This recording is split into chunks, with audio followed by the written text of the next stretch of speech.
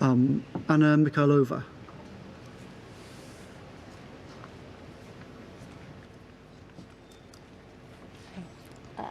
Mr. Cummings, how many miles is it from your house, the house you were staying in Durham, and Barnard Castle, where you went?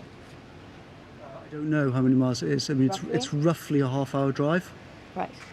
So there are people without gardens, never mind access to private land and woodland, who haven't made unnecessary car journeys like that for more than 2 months now.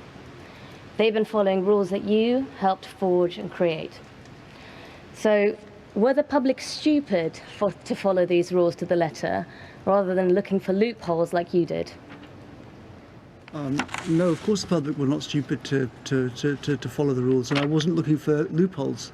I was looking to try to do the best that I could in a complex situation where I was trying to weigh safety of my child with trying to get back to work, and a lot of difficult decisions to make around that.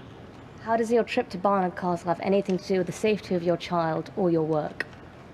Because, as I explained, I'd been very ill. On the Sunday, the 12th, I'd said to my wife, right, let's pack up the car and go back. I've been cleared by the doctors to go back to work. And she said, and I think it was perfectly reasonable, a few days ago you could barely stand up. You said that your eyesight was weird, and it seemed to be weird. We shouldn't just embark on a 270 whatever it is mile journey and then end up finding halfway through that you actually can't drive that far. So we should get in the car and make sure and see if you can actually drive. The only way to avoid this problem would have been just to say, well, I'm just going to stay in Durham, which I could have done, but I didn't think was the right thing to do. So it was, one has to make I've been told by expert medical advice that I wasn't a danger to the public, and that I could go back to work in number 10 Downing Street on the Monday, Tuesday, and therefore I was trying to do that in the safest way possible. And I think that was a reasonable thing to do. But that doesn't make any sense. Why do you have to make a half-hour journey each way to Barnard Castle? Why not drive a little bit of the way to London and then go back if you weren't feeling well? I mean, we didn't think about that of doing that. To be honest, we just thought, okay, let's whiz down the road and see how I feel. Do you regret not thinking about it?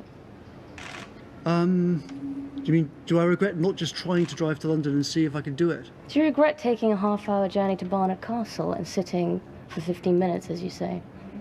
As I said, I think it was a reasonable thing to do. I mean, perhaps you're right, and we should just have cracked on and tried to do the whole trip, but the whole point was, no, I had been extremely ill. My vision had been a bit weird. We were all going to go back. My wife said we should drive down the road and you should see if you can actually drive and see if your vision is weird or if you're okay. And I thought, that's a good idea, I should do. And as I stress, I've been cleared to go back to work, so the implication that I shouldn't have been driving back to London, I don't think is reasonable, because I had spoken to a doctor about it and I had been cleared to come back to work. If you mention your wife a lot, if you and your wife felt that you had done nothing wrong, why did both your articles in The Spectator from a few weeks ago make absolutely no mention of being in Durham? Because, as I said, my house in London was already and is now the subject of some very unpleasant actions. And why on earth would I mention another house that I was in, where I've got two elderly parents and other relatives living there, who now today also have a lot of unpleasant things going on around their house too? I don't think I was obliged to do that. Why write such a detailed article at all? My wife's a writer. I mean, I don't tell her what to do. You did too. What, sorry? You wrote one too. You're not a writer. I wrote a few sentences about what it was like to be with Mary.